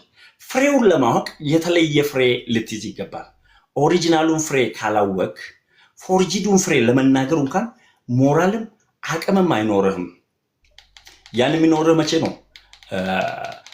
ኦሪጂናሉ ፍሬ በአንተ ዘንድ ሲገኝ ነው። ኦሪጂናሉ በአንተ ዘንድ እስካልተገኘ ድረስ ፎርጂዱ ይሄ ነው ማለትን አታውቅም። አሁን አንዳንዴ በፎርጂድ ገንዘብ እንዳትታለሉ ይላሉ በበዓል ሰሞን አካባቢ በእኛ ሀገር። ፎርጂድን በብዙ ህዝቡ ስላለመደ በቀላሉ ይቀበላል። ኦሪጂናልን ከፎርጂድ ለመለየት ረጅም ጊዜ ወስዶባቸዋል። ይሄ የህይወት ፍሬያቸው ህይወታቸውን በስውር እኛ ማለት ስላደረጉ እኛንን ገልጠን ማወቅ የምንችለው። ከዛስ የአገልግሎት ፍሬያቸው ነው። ይሄ በሌሎች ላይ በሚያመጡት ተጽዕኖና አገልግሎታቸው በዚህ ነው እያወቅናቸው የምንሄደው ቃሉ እንደሚናገር ከሆነ። እሱስ ደግሞ ማማህል ነው የሚሰሩት። እኛ ማለት ሰው ማን ነው ማጋለጥ የሚችለው? እኛ። ከዚህ አንጻር ይሄ መጀመሪያ ልታወቅ ይገባል ባይ ነኝ። ሰው ምንድን ነው አሁን መደረግ ያለበት በዛ አይነት ሰዓት? እኛ በእኛ መሀል ያሉ ሐሰተኞችን የምንቃወመው እውነታችን ስሙ እንዳይጠፋ፣ የእግዚአብሔር መንገድ እግዚአብሔር እንዳይሰደብ፣ የእውነት መንገድ እንዳይሰደብ ለእውነት ለመጠንቀቅ ነው።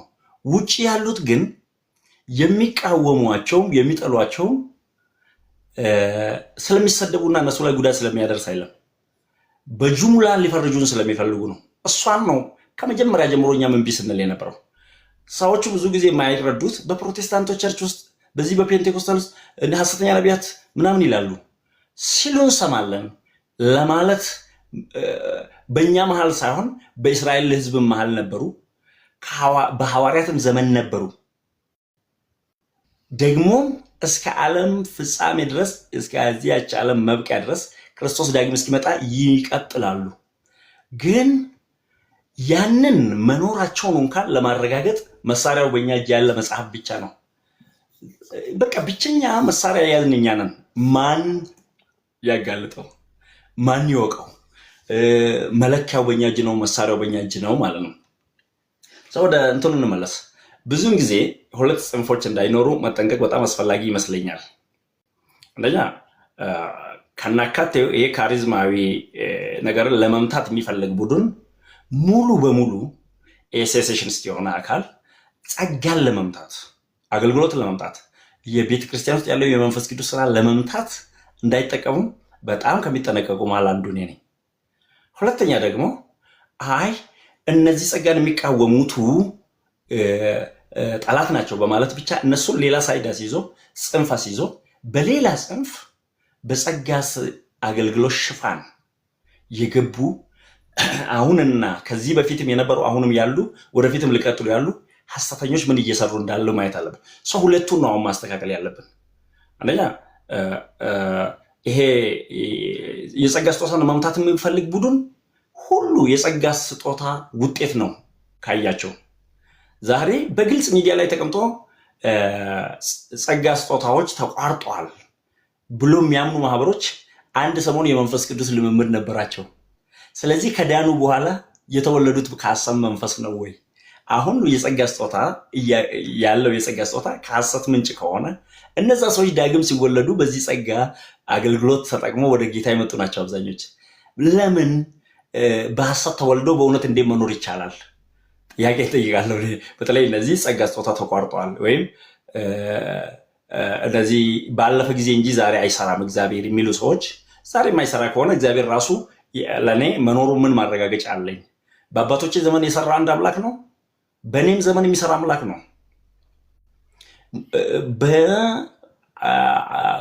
በሉዓላዊነቱ ማንም የማይደርስበት በሚሰጥ በሰው ልጆች መካከል በመስራት መቼም የማይገደብ ጌታ ኢየሱስ ክርስቶስ አባቴ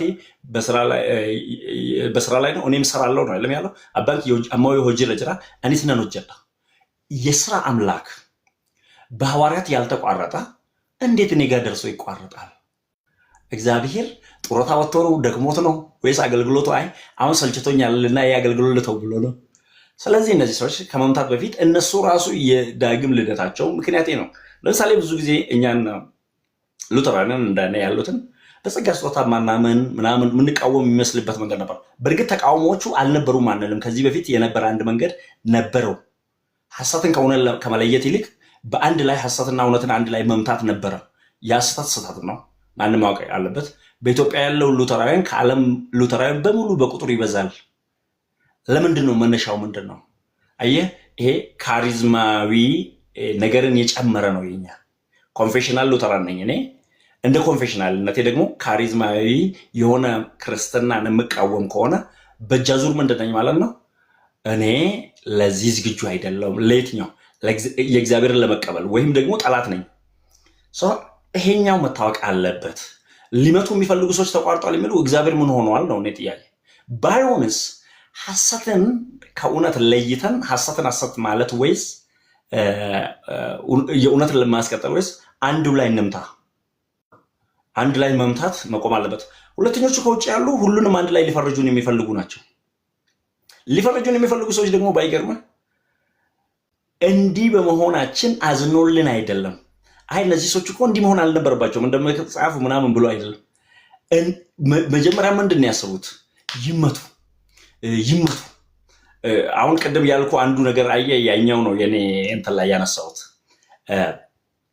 በተለይ አሁን እነዚህ ሐሰተኛ ነቢያት እንቅስቃሴ ምክንያት በተለያየ ስፍራ በተለይ እዚህ ፊንፊኔ ዙሪያ ባለው ኦሮሞ አካባቢ ብዙ ጊዜ የሚነሳ ነገር አለ። ዋቂ ፈታነትን ለማጉላት ወንጌላውያን ክርስትናን መምታት በጣም ይፈለጋል። ለመምታት ደግሞ የሆነ ፖለቲካዊ ነገር መገኘት አለበት። መንፈሳዊ ነገር የላቸውማ። በመንፈሳዊ ነገር ተደራድረን አናቅም፣ ተከራክረን አናቅም። መንፈሳዊ ነገር ቀርቦ ረተንበት አላዩም። ህዝቡ ሲወሰድባቸው ምን ማድረግ አለባቸው? ሰዎች የፖለቲካ ኢሹ መገኘት አለበት። ይሄ ወንጌላዊንም በሙሉ ወስዶ ከመጣው ስርዓት ጋር አጣብቆ ፖለቲሳይዝ ማድረግ ነገሮችን እነዚህ ፍላጎቶች ከቅርብ ጊዜ ወዲህ አይተን እንደሆነ በጣም በኃይል እየጎሉ ነው። እነሱ ስላሰቡልና ስለወደዱን አይደለም። ምንድን ነው የተፈለገው? እኛን ለማቆም ሌላ መንገድ አልቻሉም። ሰው ያላቸው ብቸኛ አማራጭ ምንድን ነው? እኔ አልቻልኩምና መንግስት ወይ አንተ አቁምልኝ ነው ሲገለ እኛ ልጅ የሆነ ከታላላቃችን ጋር ውጭ ስንጣላ ታላቅ ወንድማችንን ፍለጋ ነው ወደ ቤት የምንሮጠው። አሁን እነዚህ ሰዎች በአቅማቸው ያልቻሉትን ወንጌልን ማቆም ያልቻሉትን ወንጌል በምን ይፈልጋሉ? መንግስትን ህግ በማስወጣት በመንግስት በኩል እኛ ወንጀለኛና ሌሎችን ተሳዳቢ ሌሎችንም ለማጥፋት የመጣን በማስመሰል ይሄ ከውጭ ያለውን የኛ በእኛ ላይ ያለው አቋምን ቅድም ያልኩ ለዚህ ነው መቃወም ያለብን እና እኛው ጋር ሆኖ ደግሞ የጸጋ ስጦታን አላግባብ የተጠቀሙትን ማስተካከል ግድ ነው። የጸጋ ስጦታ የተሰጠበት ዓላማ ሁላችንም የምናውቀው ነው አይደለም? በተለይ አዲስ ኪዳን ግልጽ ነው። አካሉን ለማነጽ እነዚህን ሰጠ። ለምን? ለአካሉ መታነጽ። እነዚህን ሰጠ ለምንድን ነው? የእግዚአብሔር ስራን ለማስቀጠል። እነዚህን ሰጠ ለምን?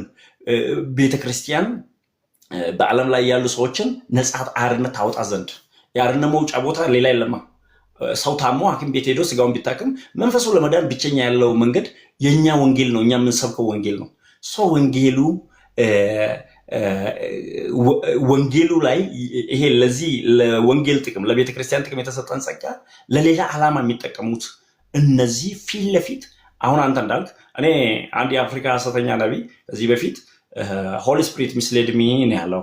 ሚስሌድ ነው ያደረገኝ ማልጀ ቸፋና ማራቲ አፍሮ ቁልቁሉት ነው ድጉም ጉርሴ መንፈስ ቅዱስ ነው ያሳተኝ። በምን አይነት ቋንቋ ነው መንፈስ ቅዱስ ሰውን የሚያስተው? በብሉይ ኪዳን የነበሩ ነቢያት እኮ በተለይ ከነቢያት ጋር በተያያዘ እግዚአብሔር የሚናገርበት ሶስቱ መንገድ ዘሁልቁ 12 ላይ ነው አይደለም ያለው 12 5 እስከ 8 ሰጣይ ዘሁልቁ 12 5 እስከ 8 ኒም በናቆይ ጋፋና ማራቲ ኒም ቤው አፋን ኦሮሞቲን ስላተ የጠራራሚን ጎረ በከሰም ታራራም ጎነ ስለ አፋን ኦሮሞቲን አከነጃ እግዚአብሔር በዳመና አምድ ወረደ በድንኳኑም ደጃፍ ቆሞ አሮንንና ማርያምን ጠራ ሁለቱም ወጡ እርሱም ቃሌን ስሙ በመካከላችሁ ነብይ ቢኖር እኔ እግዚአብሔር በራእይ ይገለጥለታለሁ ወይም በህልም እናገራለሁ ይሄ እናገራለሁ አለና ሶስተኛው ደግሞ ይቀርባል ቁጥር 7 ላይ ባሪያዬን ሙሴን ግን እንዲህ አይደለም እርሱ በቤቴ ሁሉ የታመነ ነው እኔ አፍ ለአፍ በግልጥ እናገራለሁ በምሳሌ አይደለም የእግዚአብሔርን መልክ ያያል ባሪያዬ በሙሴ ላይ ትናገሩ ዘንድ ስለምን አላፈራችሁም አለ ይላል ሶስቱም መንገድ አስቀመጠ በራእይ በህልምና ከዛ ደግሞ ፊት ለፊት መናገር ይሄ በብሉይ ኪዳን በነበሩ ነቢያት ሁሉ እግዚአብሔር ሲናገርበት የነበረ መንገድ ነው ሐዋርያትን በአዲስ ኪዳን ስንመጣ ተመሳሳይ መንገድ ነው የቀጠለው መንፈስ ቅዱስ መጥቶ በአማኝ ውስጥ ሲያድር እግዚአብሔር የሚሰጠው ራእይ የሚሰጠው መገለጥ እግዚአብሔር የሚሰጠው ድምጽ አለ የቤተክርስቲያን ያውነት በዚህ ድምጽ ላይ የተመሰረተ ነው ሰው እቺ ቤተክርስቲያን በዚህ መልክ መታያለች ይሄንን ጸጋ ከመንገድ ለማውጣት ለማሳት ከዚህ በፊት አልሰሩም ወይ በብሉይ አልተሰራበትም ወይ እንዴ ሐሰተኛ ነቢያት እኮ በብሉይ በብዛት ነበሩ ቅድም አንተም ስታነሳ ነበር በኤርሚያስ በነብዩ ኤርሚያስ መጽሐፍ ላይ በተለያዩ መጽሐፍት ላይ በአዲስ ኪዳንም ነበሩ ማለት ግን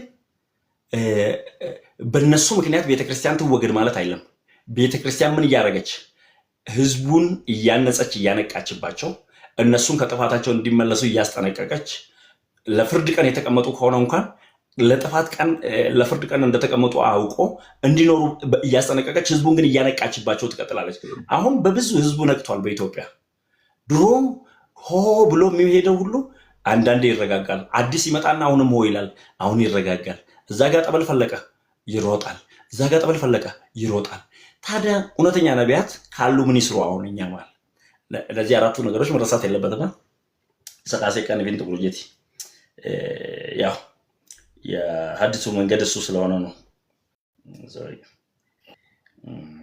ዲባ ማላ ወጀተን ይወጅራል ካሉ ምን ይስሩ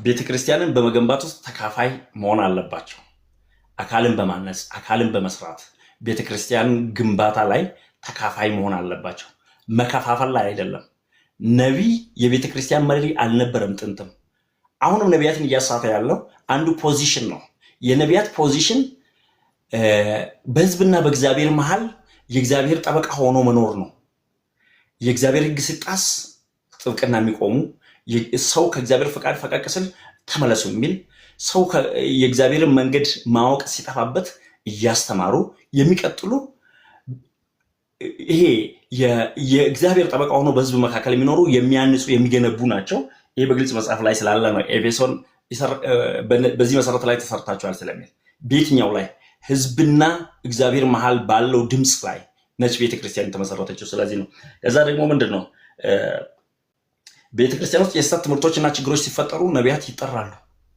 በሐዋርያት ሥራ 15 ላይ ቤተክርስቲያን ስትሰበሰብ ጉባኤው ላይ ስለነበሩ ቤተክርስቲያን ከሐሰት ትምህርት ይጠብቋትና የምዕመናን አንድነት እንዲጠናከር በኤፌሶን 4:14 ላይ በተቀመጠ መልክ ይሄ የተካፋይ ናቸው የዚህ አካል ስለሆኑ ቤተክርስቲያንን ማነጽ ይሄ ወንጌል እንዲስፋፋ ሌሎችን ማደፋፈር በተለይ ይሄ ሐዋርያት ሥራ ምዕራፍ 13 ድምጽ የመጣበት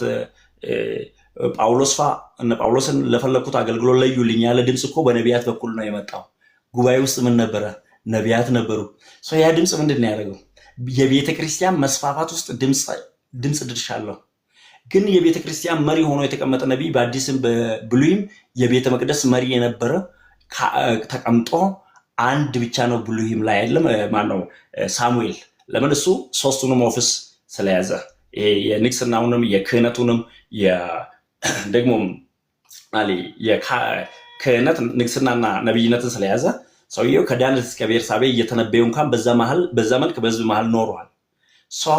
አሁን የዚህ ነቢያት አስፈላጊነት እግዚአብሔር ለዚህ አገልግሎት ፈልጓል ነው። ግን ራሳቸው ምን አይሉም፣ የቤተ ክርስቲያን መሪ አይሉም። ከቅርብ ጊዜ ወዲህ የገጠመን ፈተና ራሱ ነቢያት የነሱን ስፍራ ለቆ፣ ወንጌላውያን የነሱን ስፍራ ለቆ፣ ሐዋርያት የነሱን ስፍራ ለቆ፣ መጋቢዎች የነሱን ስፍራ ለቆ፣ መጋቢ ቤተክርስቲያን ውስጥ ምን እንዳለ አያውቅም። ማንና ማን በዚህ ቤተክርስቲያን አባል እንደሆኑ እነማን ምን ችግር እንደደረሰባቸው አውቆ አይጎበኛቸውም። ምንድነው የሚያደርገው? መጋቢ ተቀምጦ ምን ሆኗል? ሊደርሺፑን ስፍራ ይዞ ከዛ ማሽከርከር ነው ወንበሩ። ነቢያቱስ ያችን ድምፅ ትቶ ምን ሆኗል? ወደ መሪነት መጥቷል። ሰው ሁሉ ምን ፈልጓል? አሁን እኔ ካልመራው ቤተክርስቲያንም ሀገርም አትኑር ነው አይለም። እነዚህ የነቢያት ስፍራን መተው ነቢያትን ብቻ አይደለም እየገጠመን ያለ ፈተና። ወደ ወንጌላውያን ስትመጡ ወንጌላውያን ድርሻቸው ምን ነበረ? በአዲስ ኪዳን ወንጌላውያን ትክክል ናቸው ወይ? በቦታው አሉ ወይ? መጋቢያን በቦታው አሉ ወይ? ሐዋርያትስ ቢኖሩ ምን እያደረጉ ነው? ሐዋርያት እኮ ቤተክርስቲያን እየተከሉ ይዞሩ ነበረ፣ ይሄዱ ነበረ። ያሁንስ ሶፋ ይገዛል፣ ከዛ እዛው ይቀመጣል። እዛው ጋር ተቀምጦ ምን ይሆናል? ቀንና ማታ የተጣጣፈ ገበያ ውስጥ ይኖራል። ከምንም መከራ የጸዳ ነው። ለቤተክርስቲያን ደንታ የለውም። ምንም ይግባ ምን ለቤተክርስቲያን ሊጠነቀቅ የተጠራ ሰውዬ እሱ ራሱ ከቤተክርስቲያን መጠበቅ ያስፈልጓል። ይሄ ህያውነቱ የእግዚአብሔር የአገልግሎቱ ህያውነት በእኛ መካከል መኖር አለበት። እንዴት ይመዘኑታል? እንደዚህ ለመሆናቸው ነብዩ የሚናገረው ትንቢት ይፈጸማል ወይ? ስፍራን በየጊዜው ይይዛል ወይ? አንዱ የሐሰተኛ ነቢያት መለካ የተነበዩት ትንቢት ባይፈጸም ነው አይደለም፣ አለመፈጸም ነው። እውነተኛ ነቢያት ሊስቱ ይችላሉ ወይ? ሊስቱ ይችሉ ይሆናል። ግን ስህተታቸውን አጽድቀው እግዚአብሔር ወይ ይህችን ስህተቴን ተቀበል አይሉም። እኔ ተሳስቻለሁ ነው። የተሳሳቱትን ተሳሳትኩ ማለት የለመዱ ናቸው። ከዛ ለጥያው እውነተኛ ነቢይ ራሱ እግዚአብሔርን ከፍ ከፍ እያደረገ የሚኖር ነው። እውነተኛ ነቢያት ባሉበት ሁሉ ምንድን ነው ጋድ ዊል ቢ ግሎሪፋይ። ይሄ አምላካችን እግዚአብሔር ምን እየሆነ ግሎሪፋይ የሆነ ይሄዳል፣ እየከበረ ከፍ ከፍ እያለ ራሳቸውን ከፍ አያደርጉም። ዮሐንስ ነቢያት ናቸው፣ ማንም እያወቀ ነው፣ ግን ራሳቸውን ከፍ አላደርጉም። ብሉይ ኪዳን ውስጥ ያሉ ነቢያት አንድም ራሱን ከፍ አድርጎ እኔ እኮ ነቢይ እንትና ነኝ ከዚህ ጊዜ ጀምሮ በእኔ ላይ የምናገር ምናምን የሚሆን ከኔ በቀር ነቢይ ከኔ በቀር የእግዚአብሔር አፍ ያለ የለም። እግዚአብሔር እንዳሉ እሱን ከፍ እንዳደረጉ ኖረው ያለፉ ናቸው። ይሄኛው ምንድን ነው? የነቢያት ሌላ መለኪያ ነው። እግዚአብሔር ነው ከፍ የሚያደርጉት ወይስ ራሳቸውን? አሁን እነዚህን ለመለካት የእውነት የእግዚአብሔር ወንጌል ነው ወይ? አሁን በኢትዮጵያ ያሉ በአፍሪካ ያሉ ነቢያትን በምዕራባውያን ዘንድ ያሉ ነቢያትን እያሮጣቸው ያለ እግዚአብሔርን ከፍ ማድረግ ነው ወይ? የእግዚአብሔር ክብር ተነክቷል፣ እግዚአብሔር ተዋርዷል በዚህ ምድር ብሎ ይቆጣሉ ወይስ እኔ ለምን ተነካው ብሎ በጋርድ ያስደበድባሉ? ወይስ ከለላ ለመፈለግ ከመንግስት ጋር ተመሳጥሮ በየሀገሩ ህገወጥ የገንዘብና የምናምን ንግድ ውስጥ ይኖራሉ? እሱ መታየት አለበት። ሌላና ሶስተኛ ወደ መጨረስ መጣ። እውነተኛ ነቢይ የእግዚአብሔር ቃል የበለጠ ለማስረዳት ለማስተማር መጽሐፍ ቅዱስ መሰረት ባደረገ መንገድ ይተጋል። እውነተኛ ነቢያት ባሉበት ሁሉ ምን አለ? የእግዚአብሔር ቃል የበላይነት አለ። አሁንስ ኑ ድራማዊ አንድ በጣም የሚያሳዝነኝ ቃል አለ ጌታ ኢየሱስ ክርስቶስ የተናገረ ሁላችንም የምናውቀው። አሁን ትውልዱ ነቢያት ጋር የሚሄደው ለምንድን ነው? እስቲ ዝም ብላችሁ ይዩት። ድንቅና ምልክት ለማየት ነው አይደለም? ግን ኢየሱስ ምንድን ነው ያለው? እርሱ ግን መልሶ እንዲህ አላቸው፣ ክፉና አመንዝራ ትውልድ ምልክትን ይሻል፣ ከነቢዩ ዮሐንስ ምልክት በቀር ሌላ አይሰጠውም አላለም? በተለይ ማቴዎስ 12 ላይ ወደ ቁጥር 39 አካባቢ እንደዛ ነው። ሰው ምንድን ነው?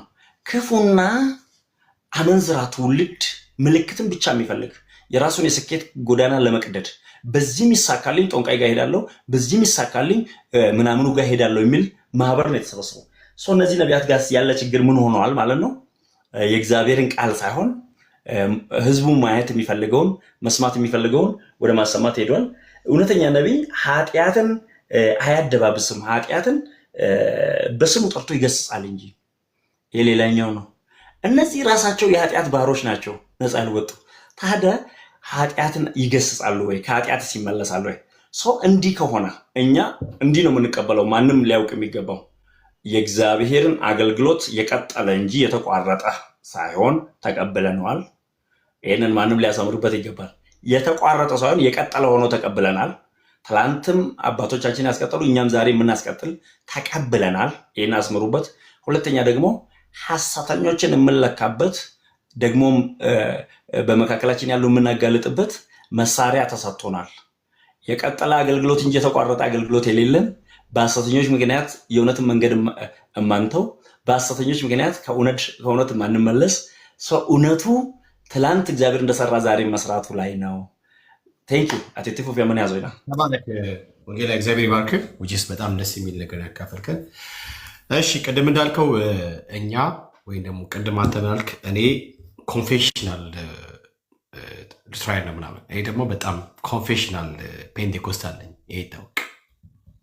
እኔ አንድ እምነት አለኝ። ከፔንቴኮስታል ውጭ ራሱ የጌታ ቤተክርስቲያን አለ ብዬ አላምንም። እኔ በበኩሌ እኔ አላምንም። እንደዛ ብዬ ስለባላል። ለምን ከተባለ እነኚህ ጌታችን ኢየሱስ ክርስቶስ ለቤተ ክርስቲያን የሰጣቸው አምስቱ ኤንድ ደግሞ በአንደኛ ቆሮንቶስ ምዕራፍ 12 መሰረት የሚገኙትን እኛ የጸጋ ስጦታዎች በጠቅላላ እኛ ቤት ውስጥ አለ። ስቲል ወርክአውት ያደርጋል ስቲል ነው እና ከዚህ በመነሳት እኔ በጣም ጄኒን ቆፍጣና ኮራ ያልኩ ፔንቴ ነኝ። እኔ ኮራ ያልኩ ፔንቴ ነኝ። ቀደም እንዳልከው አንዳንዶች አሉ ሴሽኒስቶች፣ ስፔሻሊ ደብል ሴሽኒስቶች፣ ክላሲካል ሴሽኒስቶች የሚባሉ አሉ።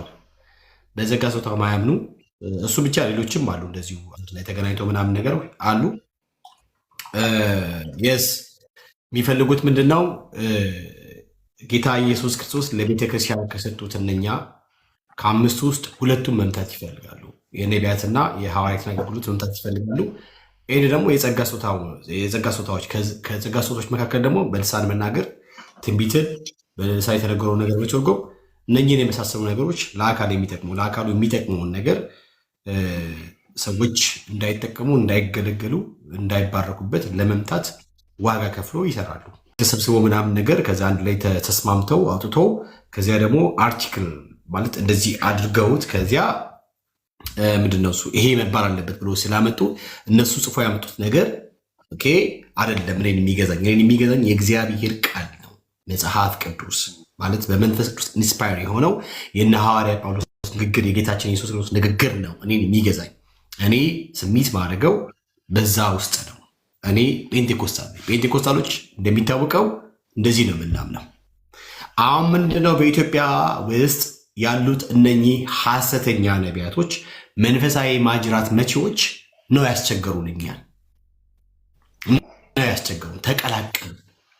ተቀላቀሉ ማለት በቃ ገቡ፣ እንደምንም አድርጎ ገቡ። ቅድም እንዳልከው በበጎች መሃል የሚገባው ተኩላ ነው። አሁን በተኩላዎች መሃል የሚላኩ በሳሎች ናቸው።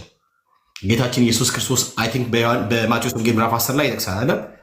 በተኩላዎች መካከል እንደ በግ ብሎ ሲል ነው ዊዝደም ያላቸው በጣም ጥበበኞች ተኩላ ውስጥ ገብቶ ምንድነው የተኩላን እንትን ለብሶ እዛ ውስጥ ሄደው የሚፈልጉትን ነገር ጌን እንደሚያደርጉ ጥበበኞች ኦኬ አሉ። በጣም የበረቱ ምንም ነገር መከራ ሊመጣባቸው ያን መከራ ታግሰው የተላኩበትን ተልእኮ አኮምፕሊሽ የሚያደርጉ በጣም የታመኑ ድንቅ ደግሞ አሉ።